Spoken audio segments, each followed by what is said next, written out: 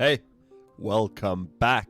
So, Jean Grey is coming out tonight, and I've prepared 5 really good decks for you guys that you can try once the new card releases.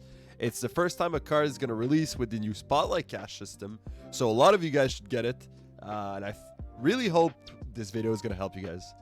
So, before we get into the decks, let's go with the card. What is Jean Grey? What does she do? Right, so she's a 3/3 that is an ongoing. Player must play their first card here each turn if possible. So I'm going to give you a little use case. So for example, if you play her on turn 3, there's already two cards on your side of the board. You're going to have to play 1 card on turn 4, and then you're going to be able to play anywhere else, right? And also, if you play your first card here, then you can play another card elsewhere. So if you have a lot of low power cards, you're able to play a low power card or a low cost card in that lane and then play in another lane. Cards such as Kitty Pryde work really great with Jean Grey because she's 1 and you can play her every turn. But we're going to see with all these different decks I've prepared that there's a lot of other synergy, and she's a really fun and interesting card. It's one of the best puzzle that Second Air has given us. First, they succeeded with the Phoenix Force card last week, but this time Jean Grey brings us a lot of other questions of where she's going to fit in the meta. So without further ado, actually, just before I get into it, if you guys love the content, please make sure to like and subscribe. As most of you guys are not even subscribed to this channel, most of you guys watching are not subscribed, so please subscribe. And also, please tell me down below which deck worked for you guys. Tell me if I'm missing anything, if there's any combos I didn't see. So yeah, feel free to tell me all of that down below, and let's get into those decks. So the first deck I cooked up is actually Sera Surfer deck, right? So Jean Grey Sera Surfer. It's a pretty basic Sera Surfer deck. Jean Grey is 3 cost, so she fits perfectly in the Surfer archetype. So we have obviously our Sera that we play on turn 5 that allows us to play 3 other cards. But the other reason why Jean Grey is so powerful in this deck is that you can play Jean Grey on turn 3, right? And then on turn 4, you can play Brood and already have that location filled, while their opponent is still going to have to fill it every turn. So he's spending a lot of power and a lot of energy in a lane that he's probably going to lose, because the Brood Jean Grey lane is already going to get a buff of 8 power from Silver Surfer. So it's already like committing a lot of energy in a single in a lane that normally you would have just given up. So he's going to be negatively impacted by Jean Grey, but you're already going to be saved after turn 4 if you play your Brood. The other reason why this deck I feel is really strong is the use of Kingpin. So we use Kingpin, which destroys card that moves here on turn 6, and we combine that with Juggernaut. So on turn 6, let's say you set around 5, on turn 6, you know there's already a lane that's going to be filled because of the whole Jean Grey. So what you're going to do is you're going to Juggernaut and Kingpin the other lane, and all the cards that are going to get Juggernauted are going to get destroyed by Kingpin. You can also use Polaris to also pull an extra card in the Kingpin lane on the last turn and just destroy a bunch of stuff, right?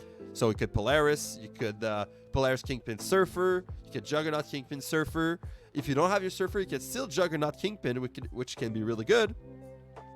And yeah, so we also have our Storm because we have Juggernaut, so that's great synergy. If you don't have your Jean Grey, you can Storm on 3 and then Juggernaut on 4. Make sure you win the Storm lane.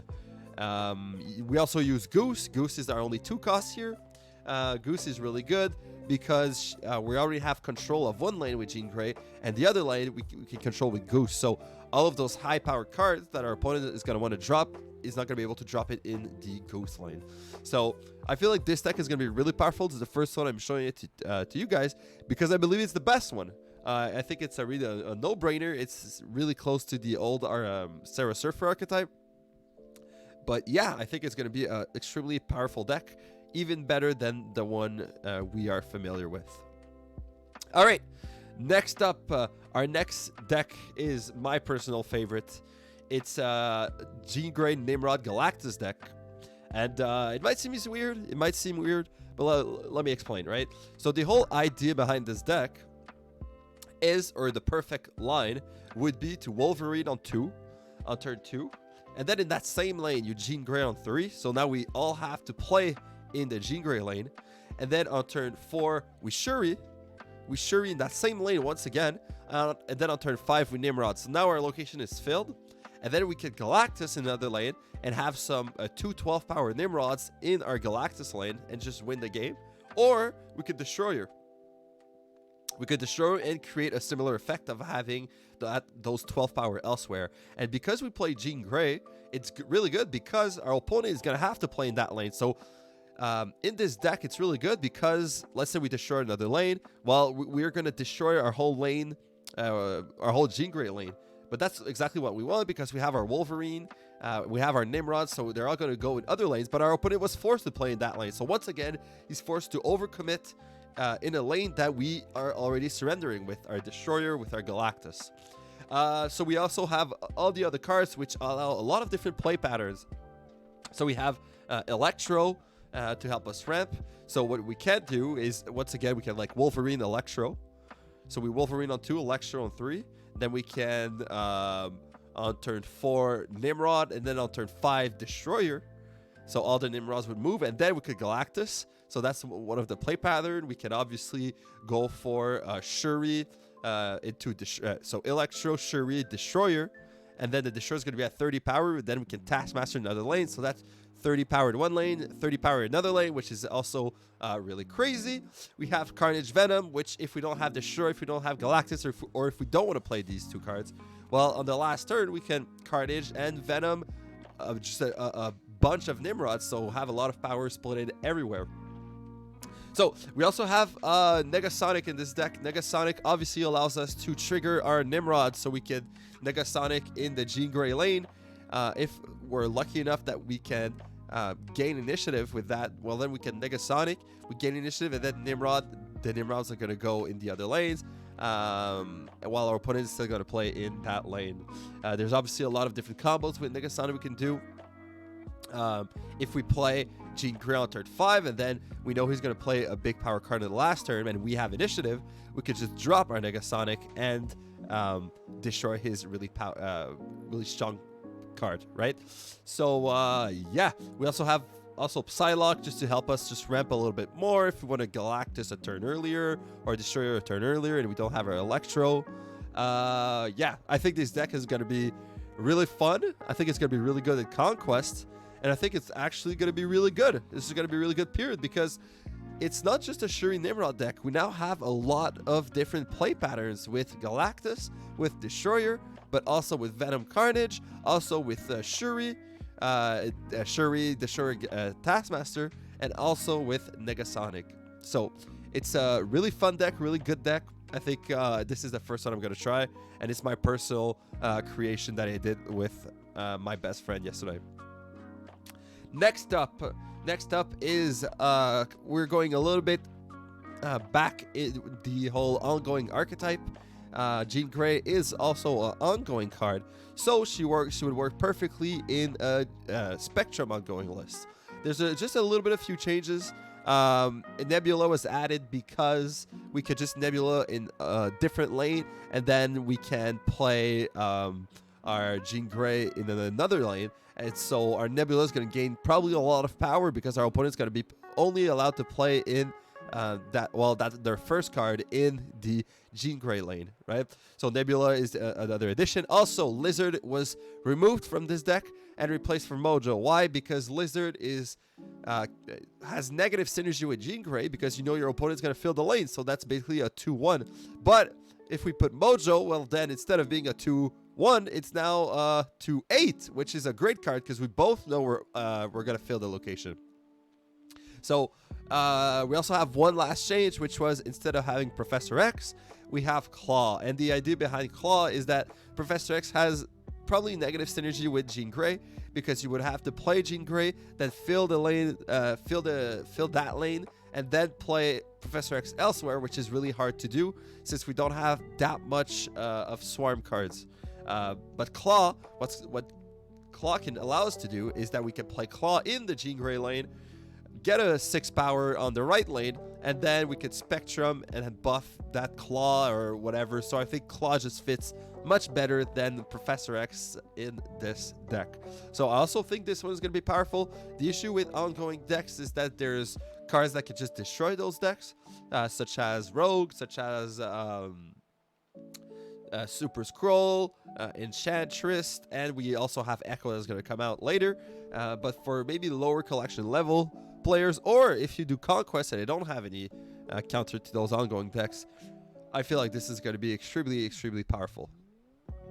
There's also the possibility of just like doing Jean Grey in a lane that you have already filled, and then they have to play their Enchantress in that lane, and then the other lanes are saved.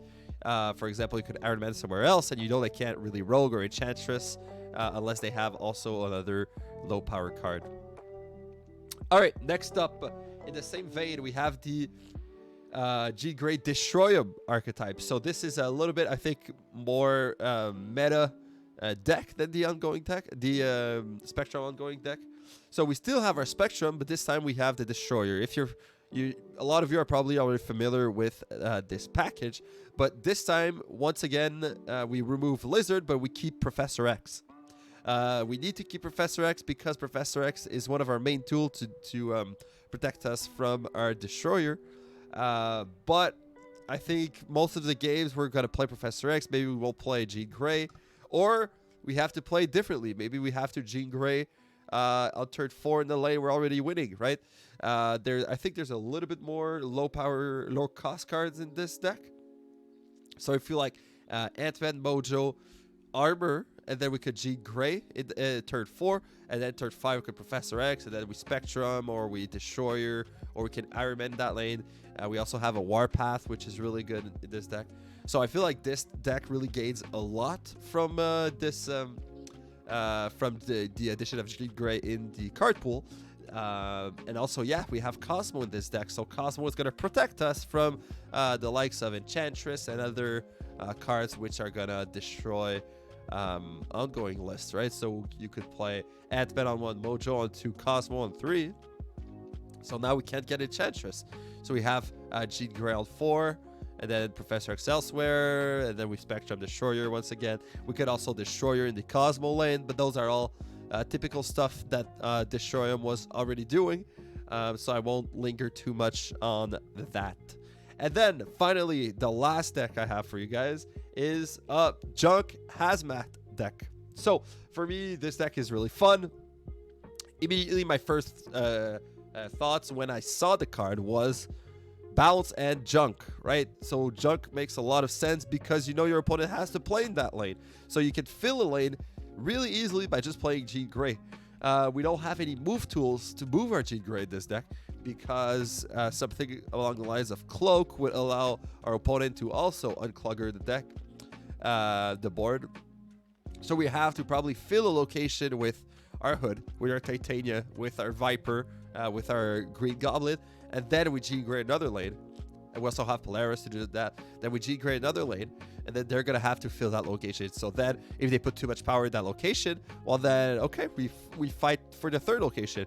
But if they don't, well then we can fight for that location as well. We can Hobgoblin, and on the last turn, we can obviously do the whole Hazmat Luke Cage. We have a lot of different possibility. I think this deck is gonna be really good. Also important to notice that Carnage is not only good now for Debris and Hood.